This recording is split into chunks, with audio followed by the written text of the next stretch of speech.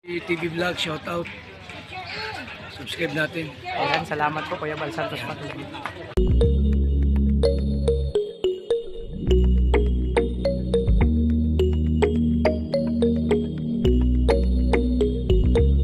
Si ate oh. Ayan. Ano si ate ano ate? Mamalimos? Ay grabe. Taga saan ka po? Pasok ka po. Kamalang dagat. So yun ate, upo ka dyan, no? Taga saan ka nga po, te?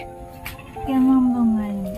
Saan yung malapit lang yun dito? Kabilang dagat po ng Mercedes. Ay grabe, kabilang mansa ng Mercedes. So ano po pangalan nyo ate?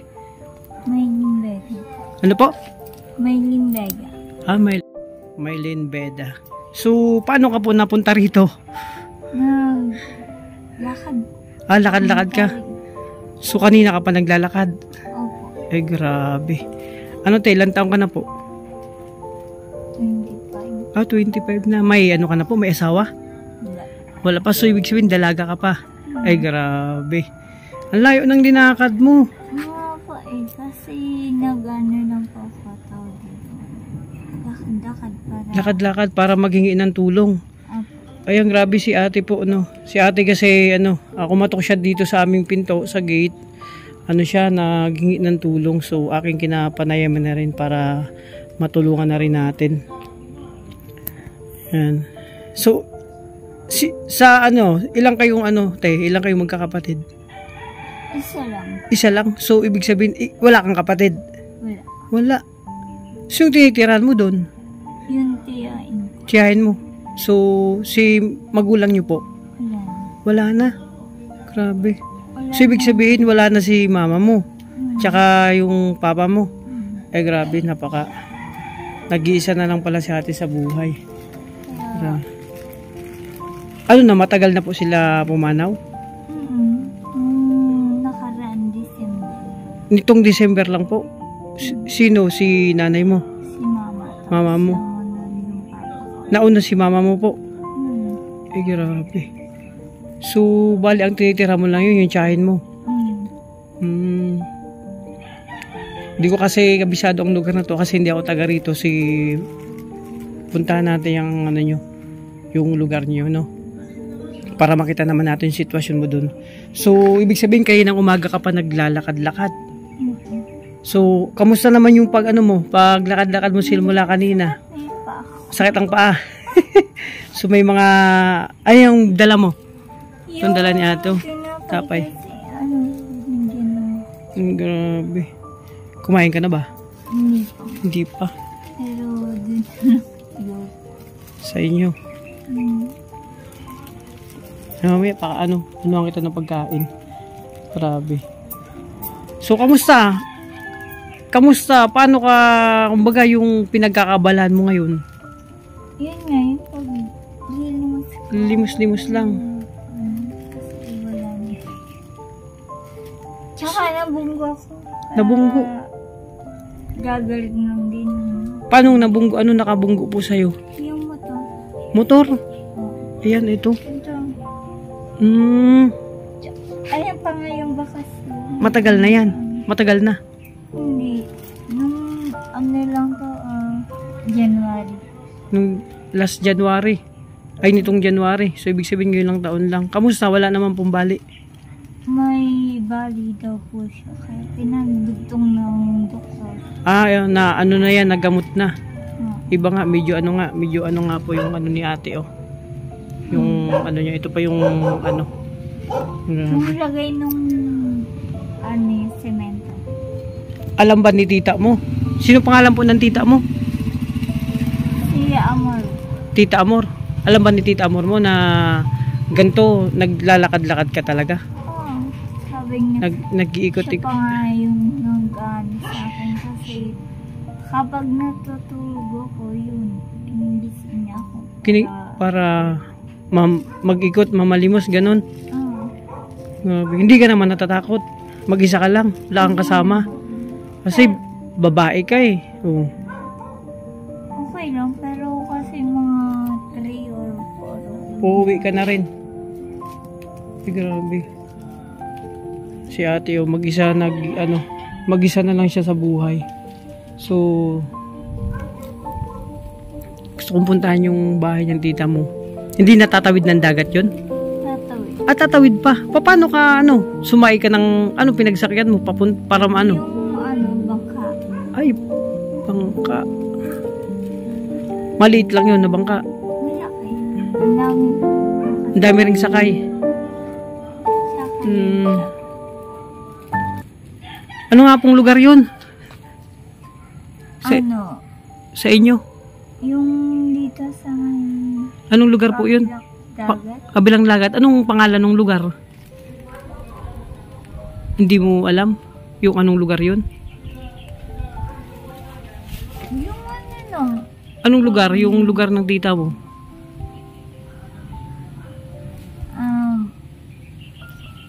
Isip-isip. Anong lugar? Wala sa Mambungalon. Mambungalon. Mambungalon. So, di pa ako nakarating yan. So, ibig sabihin pala, nagsakay ka pa ng bangka, Punta rin. papunta rito sa Dait. So, pagdating ng dun sa may pier, naglakad-lakad ka na lang, papunta rito. Ikot-ikot. Grabe si ate, napakasipag mag-ikot. Pero yung iba kasi nag-iikot, nagtitinda siya, naghihingi ng tulong. Yung Nanglilimos. medyo Ngalay na. So, upo ka muna dyan. Pahinga ka muna. Mamaya-maya, pakainin kita. May tira pa naman kayong pagkain. Para, may lakas ka mamaya. Na lang ako sa'yo. Kasi, grabe mag-isa ka lang. medyo pa rin yung katawan. Kaya pa. Kaya nga, payat ka. Medyo halata po natin na si ate. Sa pagkain. Medyo kulang sa pagkain. Tsaka sa vitamina. Grabe. Hindi ka naman, talagang wala kang kapatid, mag-isa ka lang. Mag-isa ka na lang. Sino kasama mo yun doon, bukod sa tita mo? Wala. Kaming dalawa. Kayong dalawa lang. So ano po yung trabaho ng tita mo? Pinagkakaabala niya? Wala. Wala. Gino. Gino. Grabe. Paano yung pagkain nyo araw-araw? Saan kayo kumukuha? Ikaw? Nayabas. Naglalabas ka tulad na itong ginagawa mo, naglilimos ka? Grabe. Pag may pera ako, kinukuha ng tiyahin mo. Tsahin mo. Ayun nang pinang-inom na lang. Grabe. Kaya nga minsan, gusto ko na umalis ka so wala akong mapuntahan. Wala kang mapuntahan. So, Yun lang muna. Pero sabi ko, tsaga-tsaga lang. tsaga-tsaga lang. Talaga, kailangan magtsaga. Kasi pag hindi tayo nagtsaga, wala tayong diba? So, sipag mo naman maglakad mag-isa. Oo nga, sabi ko, kapag dating ng araw, siguro makakalaya din. Makakalaya saan? Bakit nakakulong ka po ba? Kasi, Ay, nakakulong ka sa tita mo. minsan, pag gabi na, hindi niya na pinapala. Hindi ka na Oh, syempre, kahit paggabi na talaga, kailangan ang isang tulad mong babae, di na dapat palabasin. Pero kapag wala akong dala kahit sabon lang or tinapay na katulad ng ginagawa ko, pinapalin siya. Grabe. Sabi Pinapalo ko, ka pa? Maganda na ako, papaloin mo pa. Hindi mo ako nakatitin sa magulang. Nang palo sa magulang mo. Kaya sabi ko, minsan, naisip ko na tumakas pero sa kakalimutan. Ayun. Wag mong gagawin yan yung tumakas, no? Kasi yung tita mo naman mahal ka nun. Siguro lang. Kasi lasanggera, Grabe. nag-iisa na rin lang din. May asawa ba yung tita mo? Wala. So wala rin siyang kahit noon wala siya naging kasama, wala naging asawa. Minsan nililigaw sa kanya pero minsan kasama niya sa bahay, minsan wala. Baka naman may time na pag nagagalit si yung tita mo, mainit lang ang ulo, pagpasyensyahan mo na yun. Minsan nga Yan. pinapapasensyahan ko. Opo, yun ang dapat gawin, magpasensya. Tapos, wag mong ipapasok sa isip mo na tatakas ka kasi mahirap yon kung saan ka mapunta, di ba? Oh, sa tingin ko, sa sitwasyon mo doon kay tita mo, kahit di pa naman nakakapunta, kahit papano, may natutuluyan ka. No? Meron, kaso ano eh. Mm, Minsan hirap ako, minsan ganun. ako pa yung magalaw, ako pa yung masain. Okay lang yan. Kailangan, kumbaga matuto. Kung kaya namang gawin natin. Yung Pero, parang sa akin naman lahat naasa. inaasa sa'yo. Hanggat kaya mo. Ibig kong sabihin, yung gumalaw siya, yung magbis ng pinggang, maglabalaba. Wala. Pagkatapos kung malimos, pagkatapos kung magsayin, ako pa rin malaba. Ay, ganun, kawawa ka man din. Pero ako, ganun din ang trabaho ko. Nagluluto ako, naglalaba ako. Pero sabi nila, kawawa ka naman kasi ikaw na naghanap po. Basta kayanin mo. Siguro, alam mo kung bakit ka nandito? Napunta ka dito? Nagdadasal ka ba? Minsan. Kanino? Kay Lord. Oh, syempre. Yun ang wag nating kakalimutan, no? Ang pagdasal. Paghingi sa Kanya ng pasasalamat. Yun, sa mga binibigay niyang blessing sa atin, sa kalakasan sa araw-araw. Sabi ko At yun nga, kaya kung bakit ka nandito, siguro si Lord na rin nagturo sa'yo dito. Kung bakit ka napunta dito. Ayan. Kasi kami, nasa din namin yung puso, yung pagtulong. Buti napunta ka dito sa amin. Kasi actually naghahanap din kami ng matutulungan, nag-scout kami yung nagpunta sa ibang lugar, pero ikaw na mismo ang lumapit dito. At pagpupunta sa inyo, wala bang way pag gagamit ng motor, ganun? May daanan? Wala. So ibig sabihin, ano lang talaga? dagat lang talaga. Dagat lang ang way papunta dun sa inyo. Ilang oras bo, yung biyahe papunta sa inyo? Baka 2. 2 oras inaabot ang biyahe. Kasi minsan, 2 oras pag nabiyaya ko. Pagbababa ka sa may Mercedes, lakad na ako ang gabi. Basta dun, yung pangpang yung Pierre sa Mercedes. Sa Mercedes, alam ko kasi yun eh. Napunta na kami doon sa Mercedes. Pinaka-pangpang din. Doon ang sakayan. Grabe. So, may gamit kang cellphone? Wala. Meron. Wala. So, grabe si ate na Dati may cellphone ako, pero binenta ng tiyain ko, kumanga ng mula kami. Pera. Huwag pangkain. Kanino galing yung cellphone? Sino bumili? Bili pa sa ka ng mama ko yun, nung birthday ko pa. Kailan birthday mo? Nung March. March. Tapos na. Belated happy birthday sa'yo. So, 25 ka na. Ay, grabe. Nag-aral ka ba, te? Nag-aral ako, Dati? pero yung nabunggod yung ulo ko, parang wala lahat ng memory. Pero nakakaalala naman ako ng iba. Ay, grabe. Ayan si Ate Maylin, sa kwento ng niya, konting kwento ng buhay niya, talagang masasabi kong kawawa din si Ate Maylin. Kasi naglilimos lang siya, mag-isa sa buhay, maaga kumbaga naiwan na siya ng kanyang mga magulang at walang mga kapatid. So tita niya lang ang kasama niya. Ay, grabe. At sabi mo kanina, di ko pa kumain. So, gusto mo kumain? Kanin? Ano? Sige, pakainin kita. Yeah. Tawag ko na lang doon kay Tio kasi away naman ako nung kapag wala kang dala. Ay, grabe. Sige, na lang, ibabalot ko na lang sa'yo yung kakainin mo dito. Pero, bigyan kita ng merienda. No, okay lang? Okay. Grabe. Gusto kong pumunta sa inyo, tingnan ko yung sitwasyon nyo. Sige, schedule natin. Paano ba? Paano kita mapupunta? Pag uwi mo mamaya, bukas, lalabas ka ulit. Araw-araw ka lumalabas.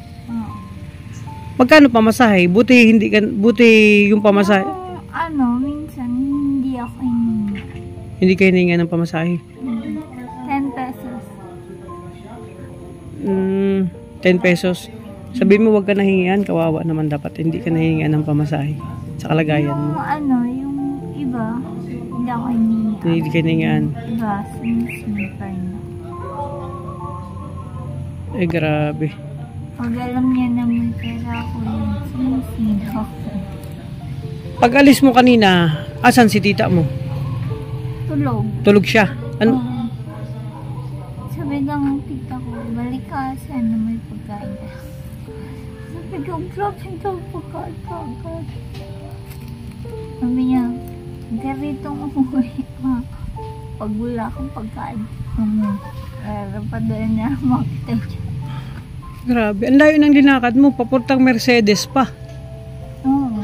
Tapos itamad dito. My God.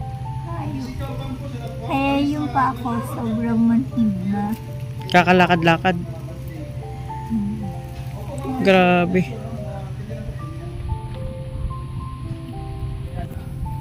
So yan ate. Pagkatapos nito, uuwi ka na? Kasi nag-iikot ka pa. Ang oras kasi ngayon ay na. Alas 2 na. Alas 2 na. Grabe.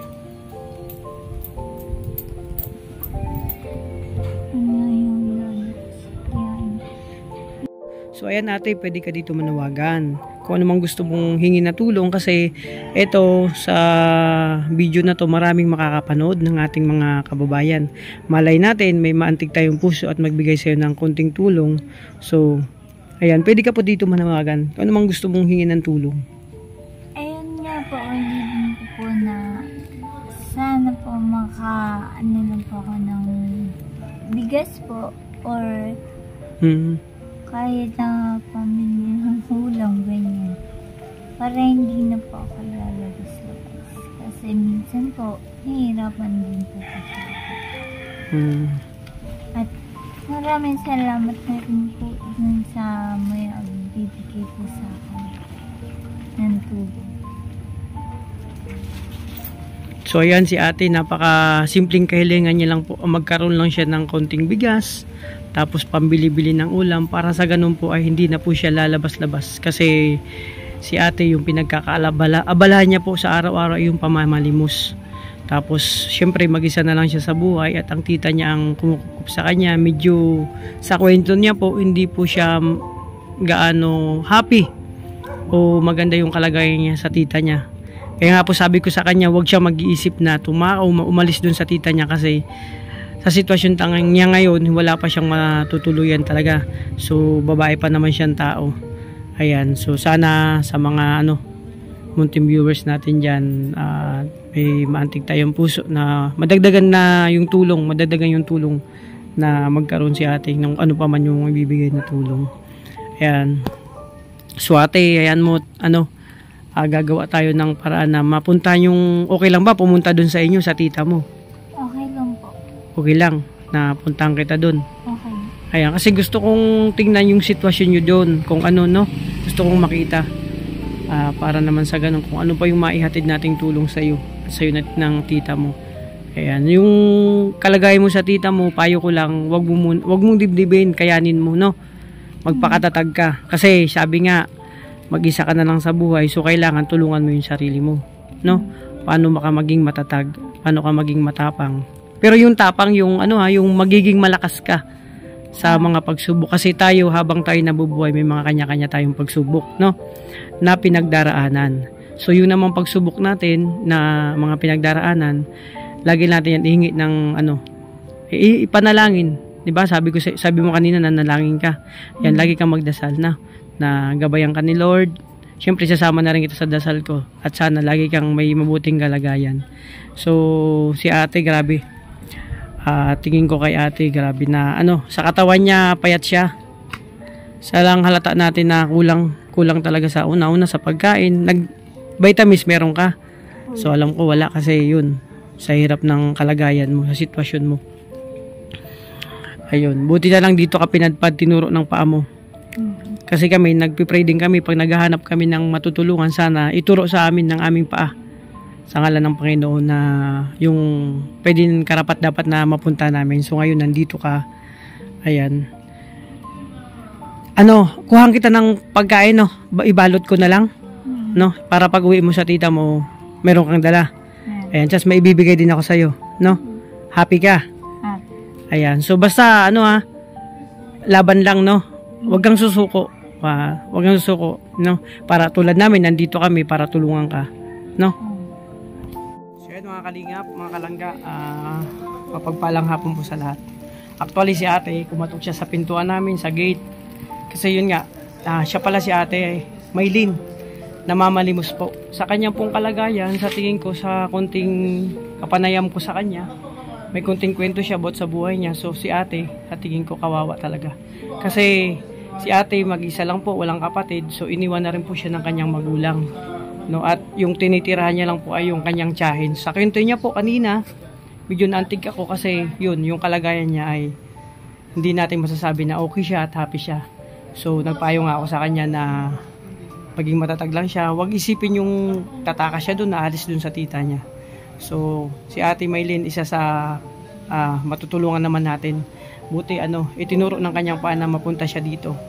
Kasi yun nga, nag-i-scout kami na para doon sa magiging beneficiary namin na matutulungan. So si ate siya mismo ang lumapit dito. So syempre, gawin natin ang makakaya natin para siya ay matulungan. So Ate Maylin, no? So ayan. So kasi nakalive pa si Jan. Kaya hindi ko pa siya dito kami nag-usap para hindi ko siya pinapanayam kasi si Jan nag-live dun sa sala. So dito muna kami nagkwentuhan. Ayan. So ate, saglit lang, may kukunin ako para ibigay ko sa iyo, no? Saglit lang. Ako na ng tubig. Wala ako ng pagkain. Si ate, niyaya ko kumain dito sa bahay, sa loob. Kaso sabi niya, balot na lang daw yung pagkain para hindi magalit yung tita niya at matuwa sa kanya na may dala siyang pagkain. So napakabait ni Ate Maylin kasi hindi niya iniisip yung sarili niya. Iniisip niya pa rin lagi sa kanyang desisyon yung tita niya, yung auntie niya. So ito, yung itara naming ulam, tsaka balutan ko na lang din po ng kanin. May tira pa naman kong kanin. So yan, tulungan natin si Ate Maylin sa kanyang kalagayan po. So Ate Maylin, pasok ka dito. Upo ka muna dyan.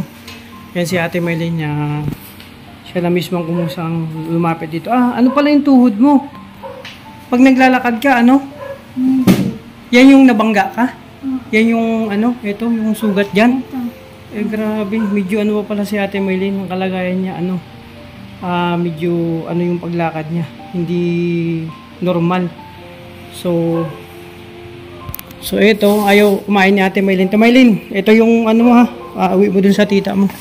Pagkain niyang kanin, dun tira naming ulam, yan, adobong tilapia, no?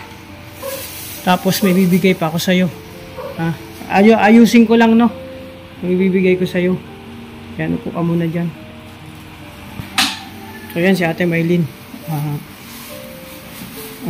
Maylin, may bibigay pa ako sa'yo, no? Ito, yan, may bigas yan, no? May yan, noodles, dilata, at gatas na rin yan, no? Ayan, sana makatulong yan sa sa'yo ng auntie mo, no? Ng tita mo. Tsaka ito, yung pagkain nyo. Ayan, ulam? Ulam. Kasi, yun nga, ang bait ni Ate Maylin kasi inaalala niya yung tita niya na may dala siya pag uwi doon. So, yun, ate, masaya ka? Ay, grabe. So, si Ate Maylin, isa namang natulungan natin. Actually, si Ate Maylin talaga, siya nang lumapit dito. Namamalimis po kasi siya, yun ang pinagkakaabalahan niya. Ayan. Sana, matulungan din natin si Ate Maylin. So, paano pag uwi mo ngayon? Sasakay ka? Ay, grabe. Papunta Mambunga. Ito, ano yun? Mambungalon. Ayan si Ate Maylin. Masaya na siya ngayon kasi, masaya ka na kasi may dadaling kang pasalubong sa tita mo. Ay, grabe. O ito, gusto mo, anong sabihin mo sa tita mo? Malay mo. Manood ang tita mo. Tita, may pagkain na ako. Sana bukit sa akin magalit. Tsaka Ayan, napakabit natin Maylin. Kasi actually niyaya ko siya kumain. Sabi niya, iuwi niya lang daw niya dun sa tita niya para sabay sila kumain. Ayan, may iuwi siyang pasalubong. So ito, ang dala mo, ano to, yung mga binigay na sa'yo. Na bigay sa'yo. Lagay mo dyan sa ano, sa plastic. Lagay mo dyan. Ayan. Yan dito. Pagsama-sama mo yung, ano yan, may ulam na yan dyan na. Yan. Oo. Ano yan, ulam namin yan kanina, tilapia. Na adobo. Gusto mo yung kumakain ka ng tilapia? Ha? Ayan, masarap yan. Luto ko yan. Ayan. Basta ano, payo ko sa'yo, huwag mong isipin na ano, na umalis ka dun sa tita mo kasi mas mahirap pag ikaw umalis, wala kang matutuluyan. No, intindihan mo na yung tita mo kung minsan nagalit sa'yo. Magpasensyahan mo na. Lagi kasi nalasan. Ha? Lagi uminom. Laging nainom? Eh, grabe. Ano inim niya? Tubig? Hindi, alak. Alak? Ay, grabe. Gusto kong makita yan tita mo. Kasi gusto kong makausap din. Kala ko gusto ko makain. Ano? anong ano kayo dun? Barangay? Sa may 5. Barangay ano? Purok yun. Anong barangay? Yun na yun. Yun na ang pinaka-ano dun. Pinakalugar. Saan banda? Silis? Saan doon? May ano? Sa may sementeryo? Hindi. May kabunda. Ha? Sa may ano, ang bungalan. Mambungalon. Ano? Tatawid pa siya ng bangka. Doon kayo na uwi? Ah. Ibig sabihin, nagtatawid pa kayo ng bangka? Di siya pinapabayad. Minsan, pinisisingit siya 10 piso. Pag Ano magtatawid ba nakarating dito? Yun, nakisakay muna ako. Tapos, sabi sa akin, no, may hinilang bayaran. Okay lang. Layo ng pinunta niya. Nag-ikot kasi siya, nagmamalimos.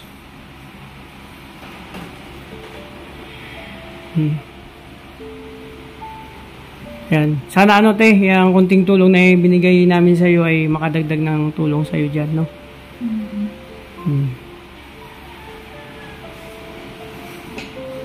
Pag ano, kasi wala ka kaming contact sa iyo. Pero, Punta-punta ka na lang dito. Pag may oras, pag okay na, samahan ka namin dun sa inyo. No, para makarating kami sa inyo, makita namin yung sitwasyon nyo dun. No? Yan, lagi kang pasalamat sa tita mo. No? Kasi pinatira ka dun. Sa kanya babae yun? Sa kanya? Ay, grabe.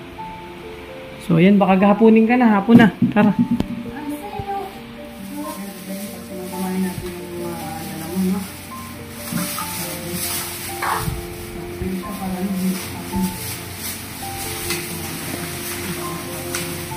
Asa na yung tubig mo? Binigay ko na? Yung tubig? Binigay ko? Ayan, ano na, may bigas na yan. Mayroon na yung ano. May gatas pa yan. Tingin mo yung gatas para na makasika. Kaya niya kaya yan. Kaya mo to? Okay na. Huwag mo na itali. Sumasakit yan. Huwag mo itali. Ang ganyan lang. Oh. Yan. Kaya mo. Kita. Ayan, si Ate Maylin. Siya ang ano. Lumapit siya dito sa amin, nangatok sa pintuan. May ng tulong. Ako na magdadala. Hindi mo kaya. Ha? Oh, ano kasi, yung paglakad niya.